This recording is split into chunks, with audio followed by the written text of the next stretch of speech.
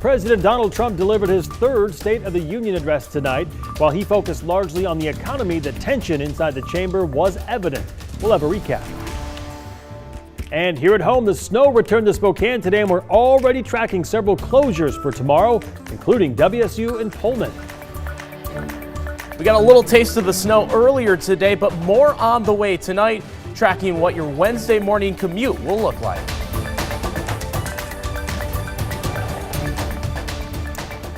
The snow is expected to return late tonight or early tomorrow morning, and we are already seeing the impact on some of our local schools and university. Classes are canceled at WSU Pullman tomorrow. They expect normal operations to resume on Thursday. We're also tracking a 2-hour delay for Odessa, Lind, Ritzville, Pride Prep, La Crosse, and Sprague Lamont. Garfield Palouse is on a 1.5-hour delay.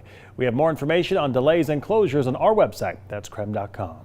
Good evening and thank you for joining us. I'm Mark Hanrahan. We want to get straight to meteorologist Thomas Patrick. And Thomas, what are the conditions looking like right now and what can we expect tomorrow morning? Yeah, Mark, we are actually in a bit of a lull at the moment. Had just a little bit of a light snow, enough to create a dusting, if you will, earlier today. But we're still under winter weather advisories in purple and winter storm warnings in pink. That does include the Pullman area, which is has the schools canceled for tomorrow. Now, this means more snow is expected to return to the area by tomorrow morning, but we were in a holding pattern for a couple hours here. Here's the latest on Doppler Radar. Still nothing falling in Spokane, Coeur d'Alene, Pullman, or Moscow, but you see parts of central Washington, including the Moses Lake, Othello area, as well as up towards Soap Lake and even Grand Coulee, just starting to pick up on that snow action. And this is going to fill in throughout the rest of the evening hours. It almost looks like it's just ready to snow, that cloud cover in Spokane. Meanwhile, over Snoqualmie, past heavy snow throughout the day.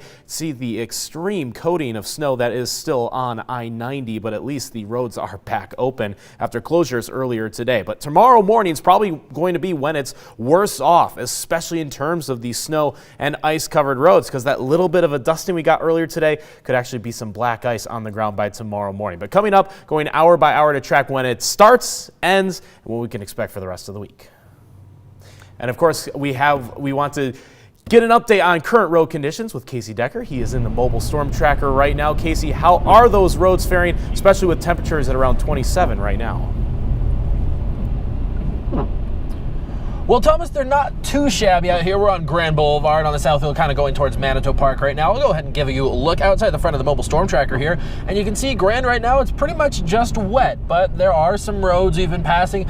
Definitely some slick spots. You can maybe see a little bit of that snow and ice in the middle of Grand here. Some of the side streets still have plenty of dust of snow on them, and definitely some ice patches elsewhere as well. We were on the freeway earlier. That was also not too bad, mostly just wet, but certainly some areas that are a little bit more difficult to navigate. As you mentioned, Thomas, no new snow since this afternoon, meaning the traffic has largely cleared up. And outside of those side streets I mentioned, the real danger tonight is ice. Light snow this afternoon just before rush hour. It caused heavy traffic, but that same traffic melted a lot of that snow. And with freezing temperatures throughout the area, that melt has now frozen back into ice in many places. Well, you can see right here, it is about as slick as you can get in downtown Spokane right now. This whole road just glistening. Lincoln Street, basically just a sheet of ice, and that's causing a lot of accidents like this one here. You can see a lamppost knocked to the ground. Downtown we found to be especially icy. This incident in the core near First Avenue. The light itself enduring a hit from a pickup. Not 5 minutes away in West Central, another lamppost killed. This one on Broadway cut clean off.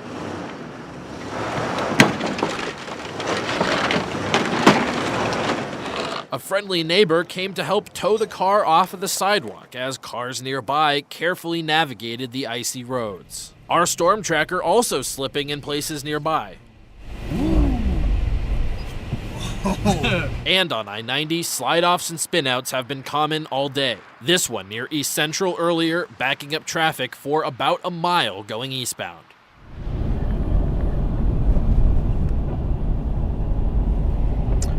Now back here live in the mobile storm tracker, looking out the front here, we're now still on Grand Boulevard going down towards the hospital. And again, you can see it's not too bad on this arterial right now. I asked Washington State Patrol about precisely how many spinouts and crashes they've responded to tonight, but a trooper told me right now they're actually so busy responding they haven't really had any time to count yet. I can tell you just from driving around all day though, there certainly have been quite a few throughout the evening. So obviously, even though this is not the most snow you've ever seen here in Spokane, it doesn't necessarily mean it's always going to be safe to be going at your normal driving speed. So take it slow out here. Reporting live in the mobile storm tracker, Casey Decker, KREM 2 News. Good advice right there, Casey. Thank you very much. And a bit of good news to pass along tonight. Snoqualmie Pass is back open after being shut down in both directions earlier this evening.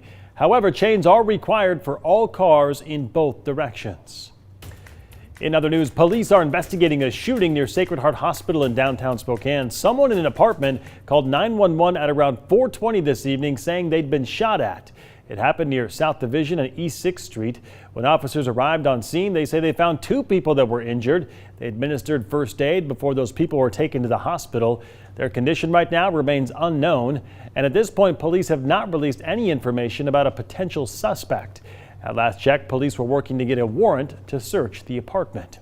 The victim in yesterday's deadly shooting at a Hilliard McDonald's in the parking lot was identified as 21-year-old Christian Salazar. He died from a gunshot wound to the head. The suspected shooter, Christian Robinson, is in jail tonight, charged with second-degree murder. Police are still investigating what the motive was in the shooting.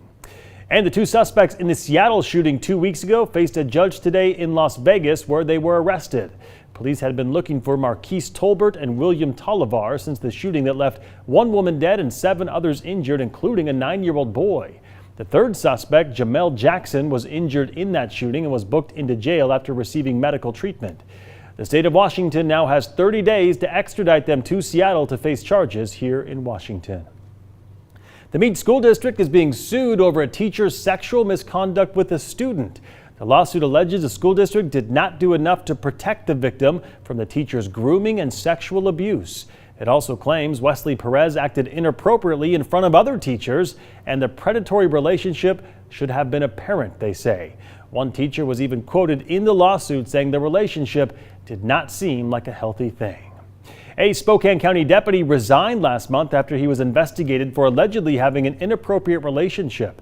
The sheriff's office said the accusations of misconduct allege that Deputy Daryl Smith engaged in an inappropriate relationship with a non-commissioned county employee and a member of the public that Smith met during a domestic argument call. According to a spokesperson, Smith violated the department's policies on several counts. To some national news this evening, President Donald Trump addressed lawmakers and the nation in a speech the White House titled "The Great American Comeback." During the State of the Union address, the president outlined his achievements on the eve of the Senate vote in his impeachment trial. CBS's Skylar Henry reports from Capitol Hill. Madam Speaker, the President of the United States. President Trump walked into the House chamber where he was impeached in December to deliver his 3rd State of the Union address. Our country is thriving and highly respected again. The president made no mention of his impeachment trial, which is headed toward a likely acquittal in the Senate on Wednesday. Instead, he stayed focused on his administration's achievements like the economy. If we hadn't reversed the failed economic policies of the previous administration, the world would not now be witnessing this great economic success. President Trump touted military successes, like the killing of Iran's top general and the appointment of conservative judges.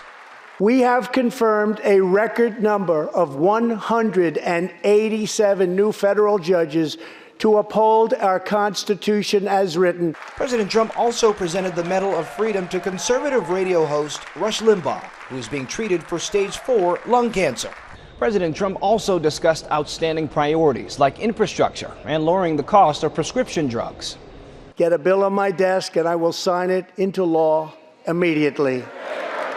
House Democrats chanted H.R. 3 in support of their prescription drug bill. House Speaker Nancy Pelosi and dozens of Democratic women wore white in honor of the suffragist movement. A handful of their party colleagues boycotted the address. Skylar Henry, CBS News, Capitol Hill. The results from the Iowa caucuses continue to trickle in. Only 71% of the results for the Democrats were announced today. As of right now, Mayor Pete Buttigieg is leading with nearly 27% of the votes. Senator Bernie Sanders is right behind him with 25%. Following is Senator Elizabeth Warren, former Vice President Joe Biden, and then Senator Amy Klobuchar.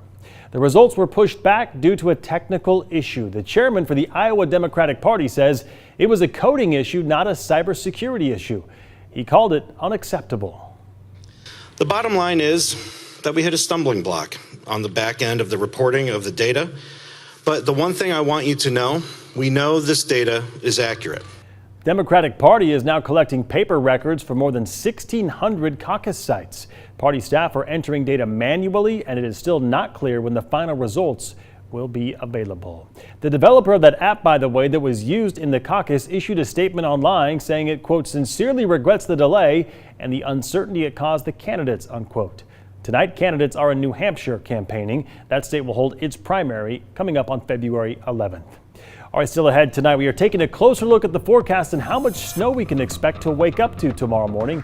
Thomas Patrick tracking the latest models. More when we come back.